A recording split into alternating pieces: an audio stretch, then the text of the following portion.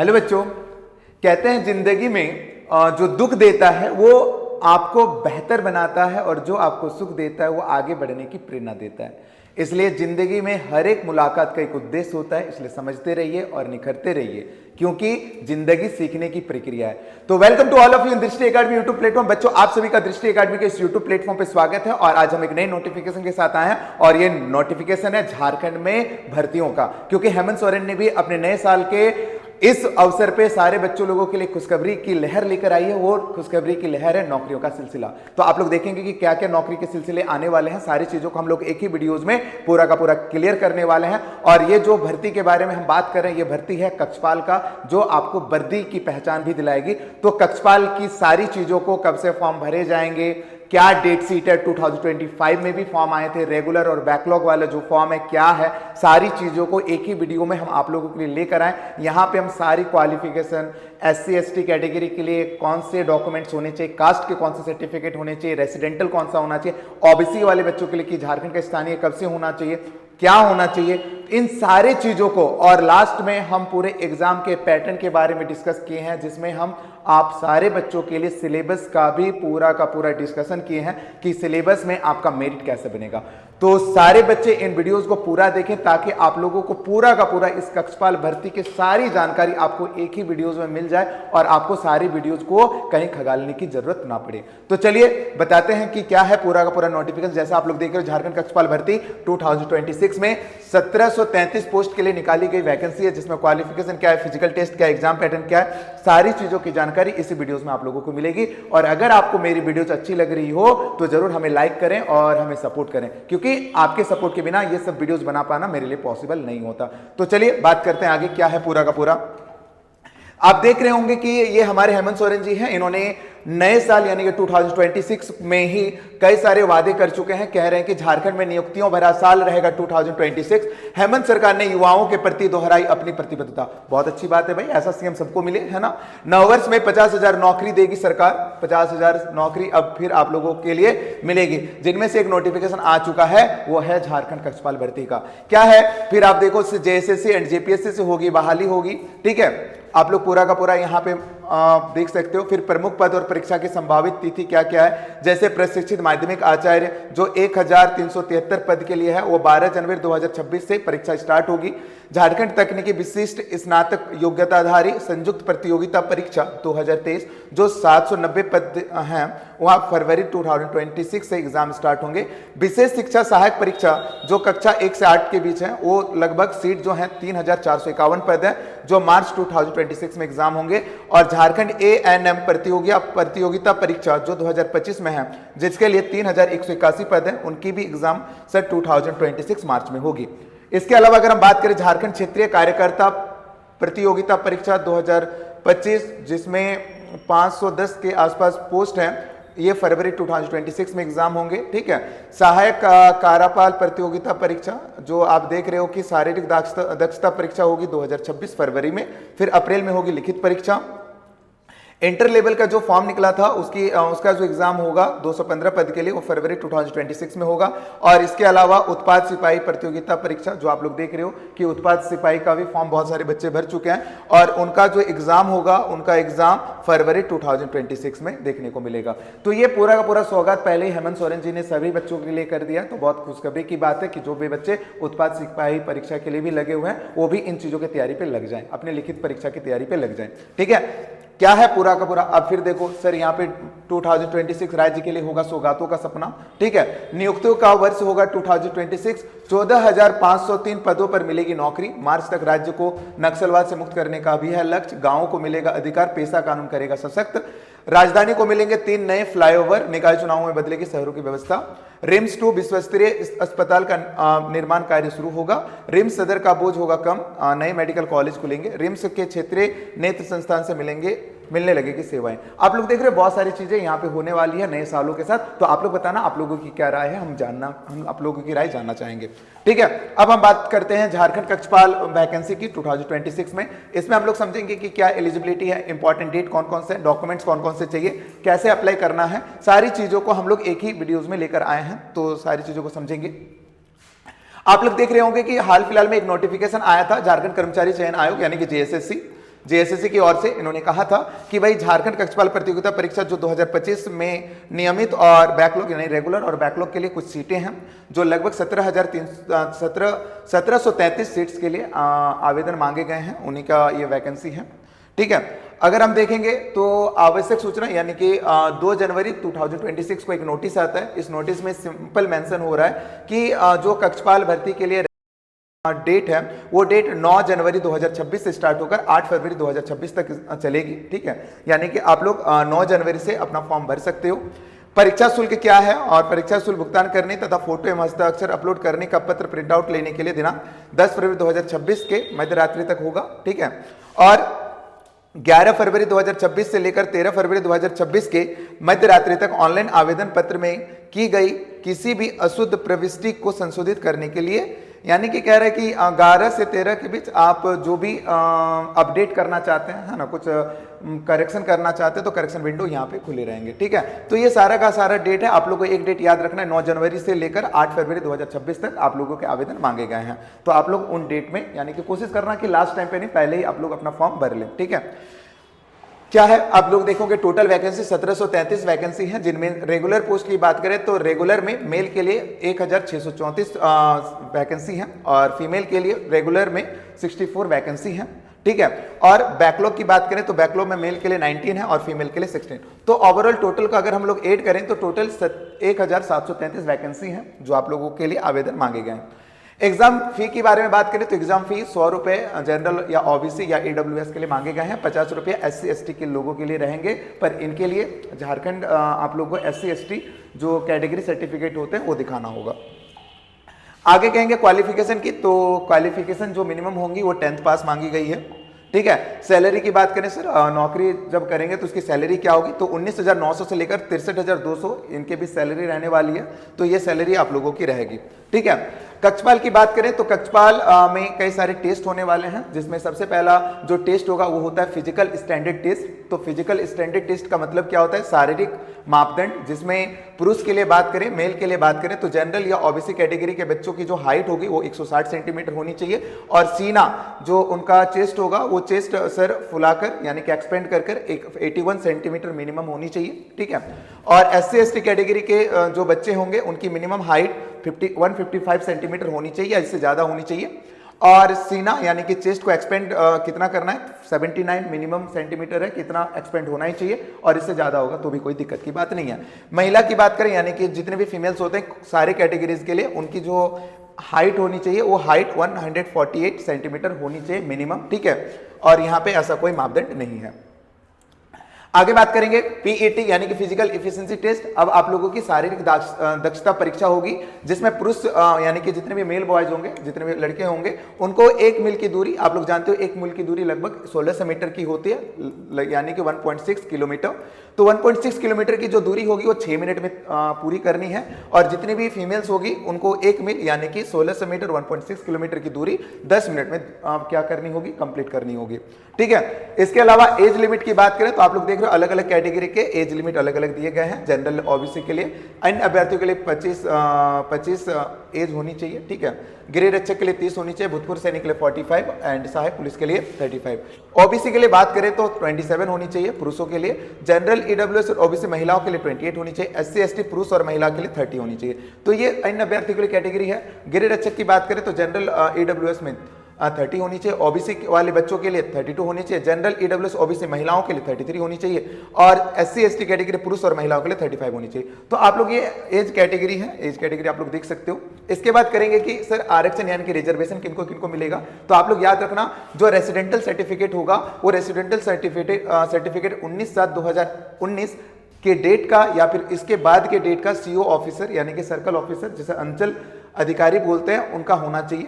ठीक है, जाति प्रमाण पत्र की बात करें तो जाति प्रमाण पत्र आप देख रहे हो 25/5/2019 या फिर इसके बाद सर्कल ऑफिसर यानी कि अंचल निरीक्षक का होना चाहिए कास्ट सर्टिफिकेट। ठीक है, एससी एसटी के लिए। और याद रखना सर 29/8/2012 ये ओबीसी ओबीसी वाले बच्चों के लिए है, या इसके बाद का डीसी या एसडीओ का कास्ट सर्टिफिकेट होना चाहिए, ठीक है, और नॉन क्रीमी लेयर का होना चाहिए, ठीक है। 25/5/2019 में अगर हम देखोगे या उसके बाद का कास्ट सर्टिफिकेट होना चाहिए अंचल अधिकारी का, ठीक है, ये नॉन क्रीमी लेयर होना चाहिए। तो इन सारे चीजों पे आपको आरक्षण मिलेंगे, ठीक है। तो ये सर्टिफिकेट आप लोग के पहले बन जाने चाहिए, और अगर आप लोग नहीं बनाए हो सर्टिफिकेट तो अपनी सर्टिफिकेट बना लें, ठीक है, ताकि आप लोग सही तरीके से फॉर्म भर पाओ।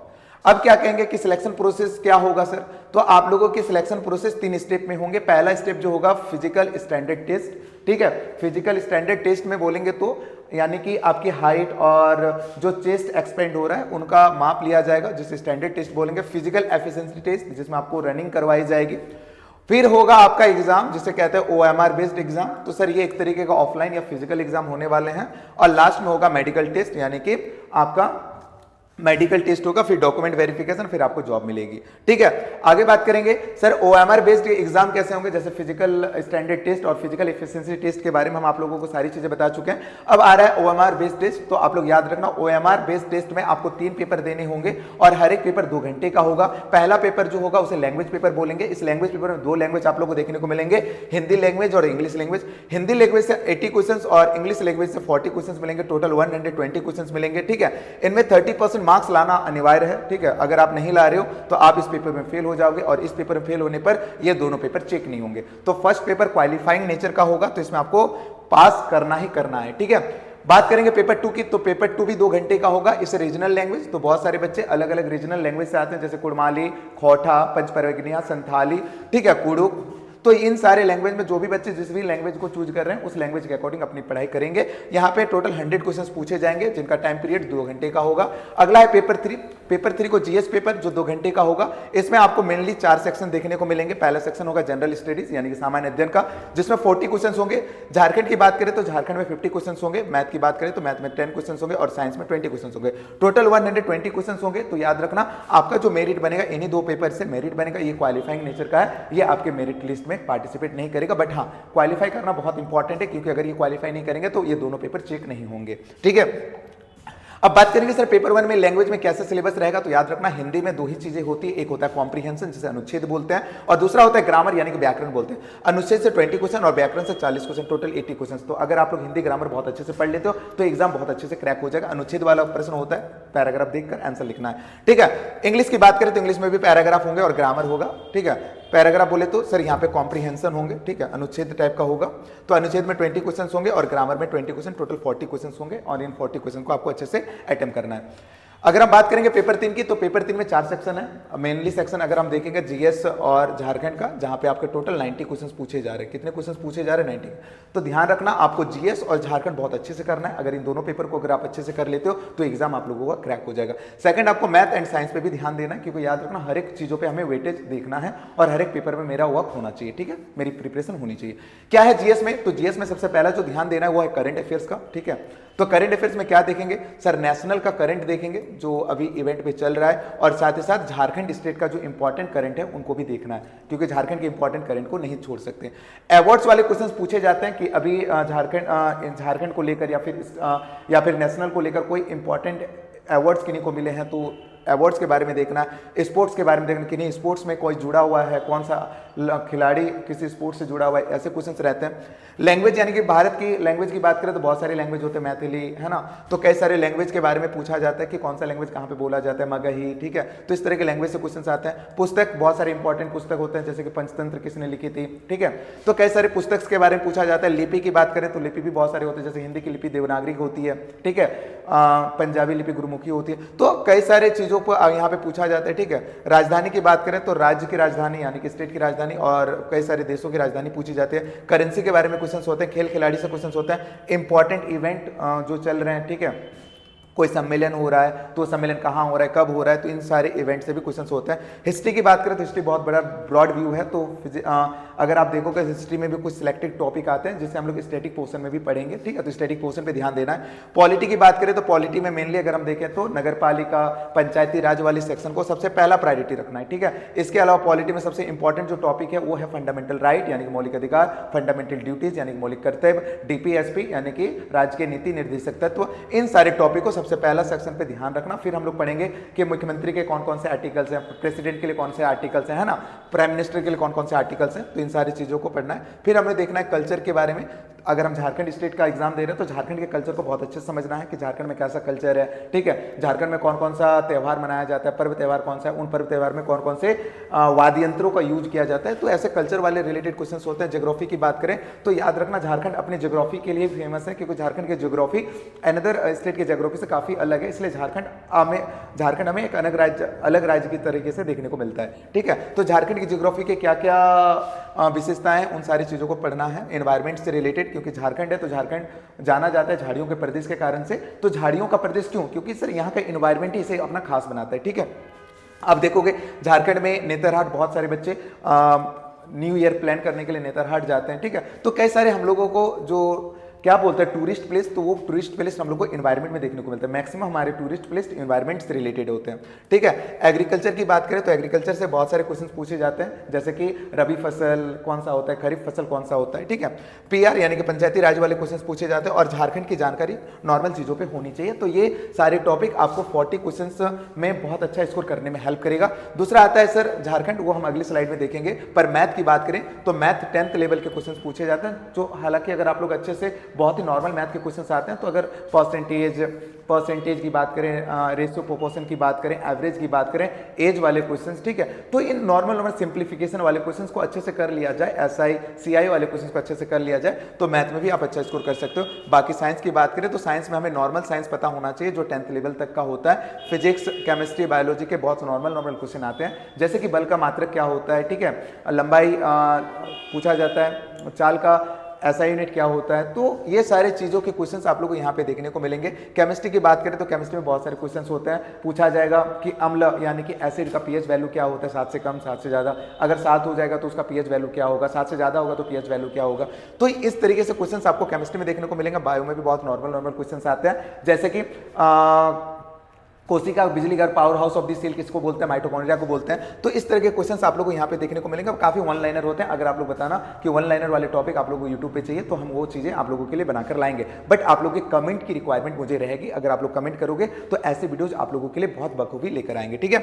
आगे की बात करेंगे तो झारखंड, जो आप लोग जान रहे हो कि 50 क्वेश्चन है, तो 50 क्वेश्चन मुझे क्या पढ़ना है, तो सबसे पहला झारखंड की जियोग्राफी, हम बार बार कहेंगे झारखंड की जियोग्राफी, क्योंकि झारखंड की जियोग्राफी झारखंड को अलग बनाती है। दूसरा झारखंड की हिस्ट्री, झारखंड की पॉलिटी, झारखंड की भाषा और साहित्य। आप लोग जानते हो झारखंड में भाषाओं की विविधता बहुत ज्यादा है, क्योंकि अलग अलग जनजाति के लोग यहाँ पे रहते हैं, कि संथाली, कुड़ुक, हो, ठीक है, कुड़माली, खोटा, पंचपरगनिया, तो उनसे रिलेटेड साहित्य और उन साहित्यों को कौन लिखा, ऐसे रिलेटेड क्वेश्चंस होते हैं। प्लेसेस की बात करें तो कई सारे प्लेसेस, जैसे हुंड्रू फॉल कहाँ पर है, ठीक है, बुढ़ागा फॉल कहाँ पे है, तो कई सारे फॉल वाले क्वेश्चंस आते हैं, कई सारे पहाड़ों वाले क्वेश्चंस आते हैं, पारसनाथ पहाड़ क्यों फेमस है, तो ये स्थान वाले क्वेश्चंस होते हैं। खान खनिज वाले क्वेश्चंस होते हैं, क्योंकि जानते हो ना झारखंड क्या है, मिनरल्स में बहुत ज्यादा मिनरल्स वाला स्टेट है, ठीक है, तो यहाँ पे मिनरल्स बहुत ज्यादा मात्रा में पाई जाती है। तो उन मिनरल्स में कौन कौन से मिनरल्स का माइंस कहाँ कहाँ पर है, ऐसे क्वेश्चंस होते हैं। उद्योगों की बात करें तो कौन कौन से उद्योग झारखंड में अभी लगाए गए हैं, ठीक है।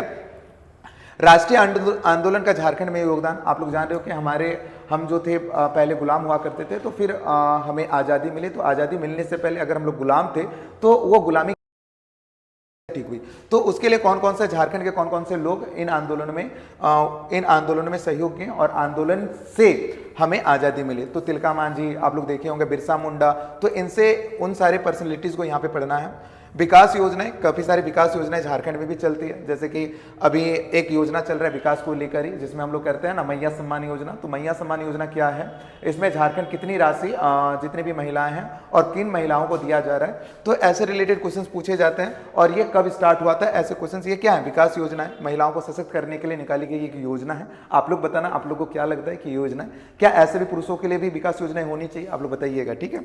बाकी खेल खिलाड़ी के बारे में बात करें तो खेल खिलाड़ी से भी रिलेटेड क्वेश्चन पूछे जाते हैं। मैक्सिमम याद रखना कि झारखंड में बहुत सारे स्पोर्ट्स पर्सन होते हैं, और वो स्पोर्ट्स पर्सन कौन सा स्पोर्ट्स खेलते हैं, ऐसे क्वेश्चंस भी आप लोगों को देखने को मिलते हैं, ठीक है। लास्ट टाइम आप लोगों को एक चीज बोलना चाहेंगे, ध्यान रखना कि मेरिट लिस्ट आपका पेपर 2 और पेपर 3 से होगा, तो इसलिए पेपर 2 और पेपर 3 में एक अच्छा स्कोर करना काफी इंपॉर्टेंट है। अगर स्कोर नहीं करेंगे तो हम मेरिट लिस्ट से बाहर हो सकते हैं। पर ध्यान रखना पेपर 1 को भी हम लोग छोड़ नहीं सकते हैं, क्योंकि पेपर 1 को क्वालिफाई नहीं करेंगे तो ये दोनों पेपर चेक नहीं होंगे, तो इसे क्वालिफाई करना बहुत इंपॉर्टेंट होता है, जो का होगा।